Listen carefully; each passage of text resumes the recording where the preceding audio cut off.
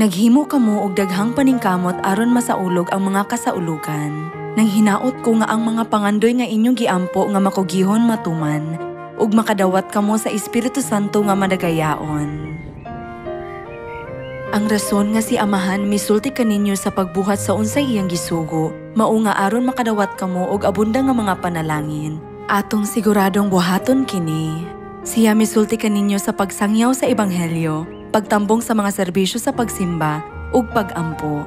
Kining tanan alang sa inyong mga panalangin. Kinahanglan nga kanunay kamong magpasalamat kang Amahan sa pagtugot kaninyo sa pagsaulog sa bulahan nga adlaw nga ipapahulay, sa paghatag kaninyo sa Espiritu Santo pinaagi sa inyong mga pagampo, ug labaw sa tanan sa paghatag kaninyo og kinabuhing dayon nga modala kaninyo ngadto sa gingharian sa langit. Gisultihan kamo sa Dios nga magmalipayon kanunay. Kamo ang angay nga magmalipayon kanunay.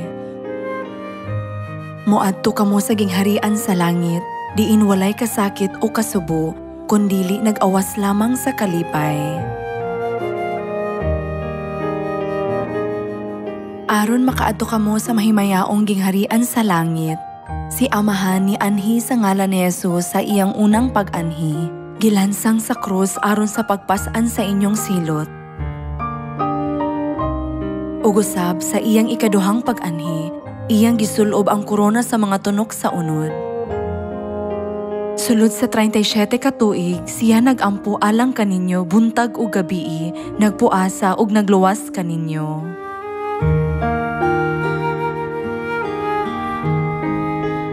Iampo usab nato ang mga miyembro sa atong pamilya ug ipaambit ang bilis sa kaluwasan ni atong wala makaila sa bili niini. Kinahanglan natong maamguhan kung unsa kadako nga panalangin ang pagtambong sa usa ka serbisyo sa pagsimba ug unsa kadako ang panalangin sa pagluwas sa usa ka kalag. Pagkamalipayon nato.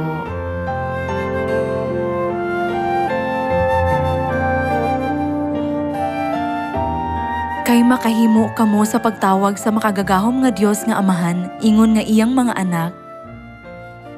Kamo kinahanglan nga magkinabuhi nga malipayon, magpasalamat sa Amahan nga naghatag kaninyo sa kinabuhing dayon, ug sa walay katapusan nga gingharian sa langit.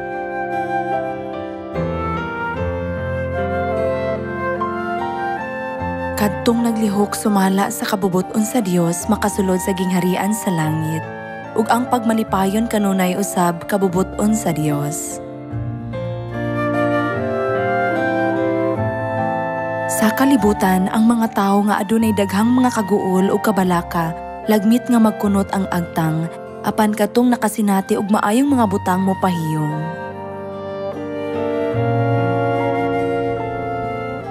Tungod kay kita mo adto sa matahom nga gingharian sa langit, diin ang kalipay madagayaon ug ang kinabuhing dayon gisaad. Kita kinahanglan nga dili magkunot, apan kanunay magsulob og pahiyom og kalipay.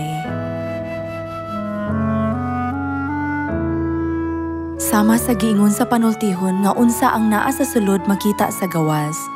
Kung ang usa ka malipayon nga panagway mo dan agikan kanato, katong anaa sa atong palibot maghunahuna, kana nga miyembro kay malipayon kaayo tungod kay siya na luwas, dapat magmalipayon pud ko. Bisag gilutos ka samtang nagsangyaw sa ebanghelyo, paglipay ug pagmaya kay dako ang imong ganti didto sa langit. Kung kamo adunay malipayong kasing-kasing, ang tinguha sa pagpangita sa atong mga kaigsuonan mo tungha, ug ang gugma mo tubo sa hunahuna, dili ko kinahanglan nga moadto sa gingharian sa langit nga mag-inusara. Diin ang mahangturong mga panalangin ug kalipay matagamtam apan dadon kadtong kabus nga mga kalag uban kanako, mao kana ang paagi nga makapamunga kamo.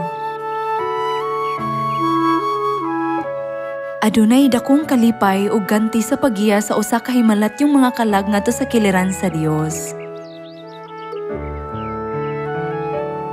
Imbes nga magtago og negatibong mga hunahuna, gakson ang kalipay sa pag-adto sa langit. Sama sa gitudlo sa Biblia nga, ibutang ang imong hunahuna sa mga butang sa itaas. Sa dihang atong magiyahan ang daghang tao didto, Makahatag kini og kalipay dili lamang sa atong kaugalingon kundi sa uban usab. Kita adunay malipayong mga adlaw sa unahan.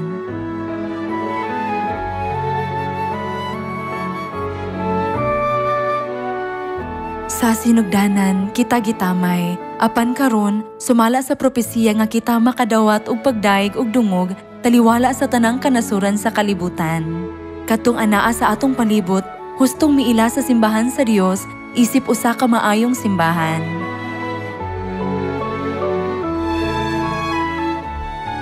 Sanglit gipakaylap ninyo ang kahayag sa bag-ong kasabutan, ang kangit-ngit miatras, ug ang mga tao nagsugod sa pagkakita sa kahayag. 2,000 ka tuig ang milabay, sa dihang ang mga tinun-an mipataas sa ilang mga tingog human makadawat sa Espiritu Santo. 3,000 ug bisan 5,000 ka mga tawo ang nagiyahan sa usa ka adlaw. Tungod kay nadawat ninyo ang Espiritu Santo, ang kinahanglan ninyong buhaton mao ang pagsangyaw. Karon na ang panahon sa pagdaig, busa padayon og pagsangyaw uban ang pagsalig ug kadasig. Dili nato itago ang Espiritu Santo nga nadawat ato sa kasaulugan sa payagpayag. Apan, aktibong moapil sa kalihukan sa Espiritu Santo, pagpaambit ug pagsangyaw bisan asa. Tungod kay anaa kamo sa ilalom sa panalipod sa Dios sa Sion, usa ka malinawon nga puloy-anan diin ang mga katalagman dili makaduol, kamo kinahanglan nga kanunay nga maglipay ug magmaya. Palihog ablihi ang Biblia ug ipakita sa daghang mga tawo nga kinahanglan silang moadto sa Sion aron makadawat sa tubig sa kinabuhi. Palihog tabangi sila sa pagtuman sa pulong sa Dios aron mapanalanginan sila sa ilang pagsulod o sa ilang pagawas. Gusto ko nga kamo mahimong mga anak sa gugma kinsa pinaagi sa pagsaylo sa bag-ong kasabutan.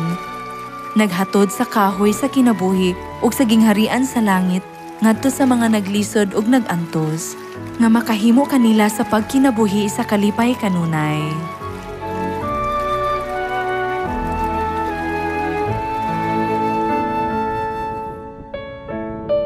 Nahinaot ko nga ang tanang mga anak sa Sion makapahimuot sa Dios, pinaagi sa pagiya sa daghang mga tawo ngadto sa iyang kiliran, ug makadawat og daghang mga ganti ug mga pagdaig gikan kang Amahan sa langit nung gingharian.